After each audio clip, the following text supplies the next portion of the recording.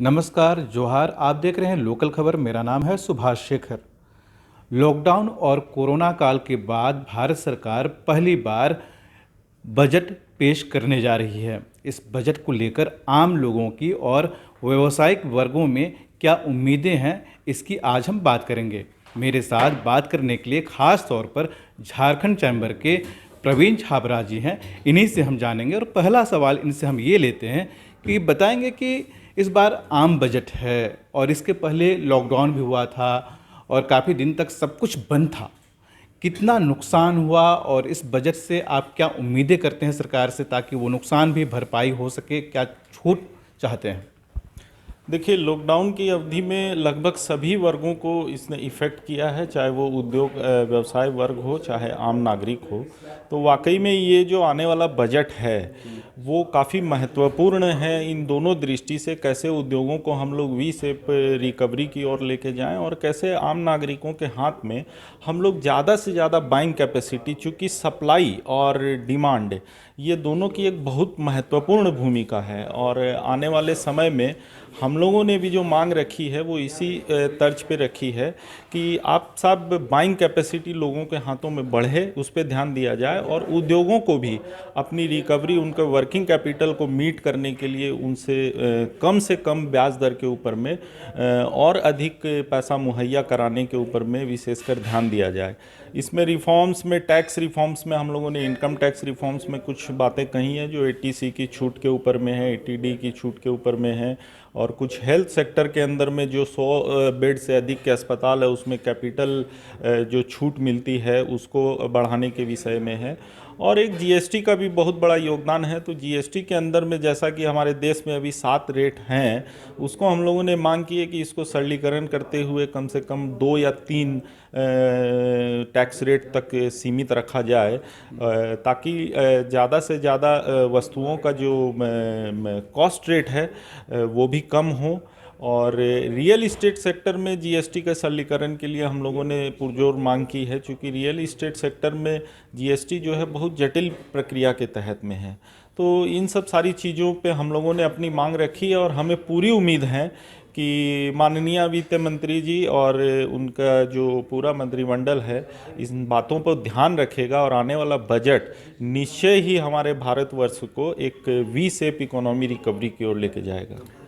हम बात कर रहे हैं लॉकडाउन के समय की। काफ़ी दिन तक सब कुछ बंद था, तो कितना नुकसान हुआ था उस समय? और जब अनलॉक की प्रक्रिया शुरू हुई तो और सब काम धीरे धीरे शुरू हुआ, आपका कारोबार भी शुरू हुआ, तो किस तरह की समस्याएं थी और कैसे उसको रिकवर कर रहे हैं आप लोग? देखिए, लॉकडाउन के समय जो नुकसान हुआ उसकी गणना लगभग हम लोग 0 पे देखिए पहुंच गए थे। और जब अनलॉक होना शुरू हुआ तो सबसे भारी समस्याएं जो हमारे सामने आई वो एक प्रोडक्शन लेवल को सबसे पहले तो लाइन पे लाने की समस्या आई। उसके अंदर में सबसे समस्या वर्किंग कैपिटल की लोगों को आ रही थी। और दूसरा एक जो हमारे एम्प्लॉय हैं, चूँकि काफ़ी आपने देखा होगा देश स्तर पे पलायन होना शुरू हो गया था, तो बहुत भारी समस्या काफ़ी दिनों तक ये रही कि एम्प्लॉय भी सब फैक्ट्रीज़ में पूरे नहीं रहे। तो हम लोगों को 3-4 महीना, और अभी भी कुछ सेक्टर ऐसे हैं जिनका प्रोडक्शन 70-80% पहुंचा है। लेकिन धीरे धीरे हमें मानना पड़ेगा और कहीं ना कहीं केंद्र सरकार को धन्यवाद भी देना पड़ेगा कि वर्किंग कैपिटल को मीट करने के लिए उस समय एमएसएमई के लिए जो लोन की स्कीम मोरेटोरियम पीरियड के तहत में जो दिया गया हमारे केंद्र सरकार के द्वारा, ये वाकई में बहुत सराहनीय रहा और इससे काफ़ी उद्योगों को अपनी वर्किंग कैपिटल मीट करने में सहायता मिली। और धीरे धीरे जब स्थितियां सुधरी, चूँकि अब हम लोग कोविड से बाहर निकल रहे हैं, वैक्सीनेशन प्रोग्राम भी हमारे देश में स्टार्ट हो गया है, तो अब एम्प्लॉयज़ की समस्या भी धीरे धीरे कम हो रही है। तो प्रोडक्शन हमारा धीरे धीरे जो है वो पूर्व की स्थिति में आ रहा है, जो भी 1-2 महीने का समय लगेगा। और उम्मीद है कि बजट के अंदर में भी इन बातों को ध्यान रखा जाएगा तो और तेज़ी से हम लोग रिकवरी की ओर आएंगे। झारखंड जो है एक अलग तरह का राज्य है। यहाँ पर खनिज पदार्थ काफ़ी भारी मात्रा में पाया जाता है और इसके चलते काफ़ी उद्योग धंधे भी चलते हैं।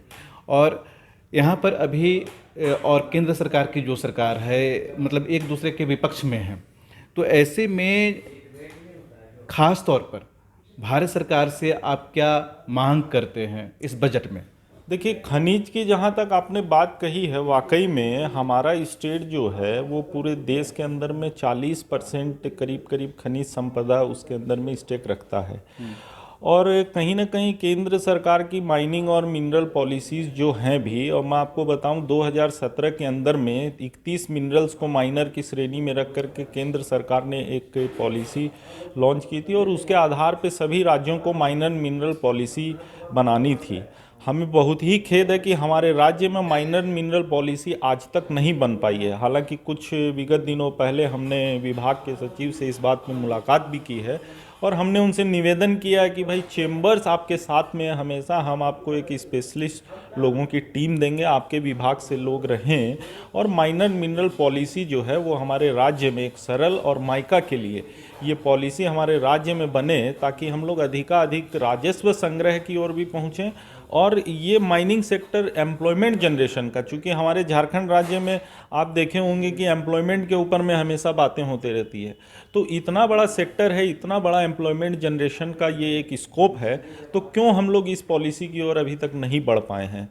तो ये बिल्कुल सही है और हम लोगों की नज़र भी इस पे है और हम लोग इस बारे में सरकार से कदम मिलाने के लिए तैयार हैं और जो भी पॉलिसीज़ जो बनेगी उसके अंदर में हम अपने सुझाव उनको देने के लिए रेडी हैं।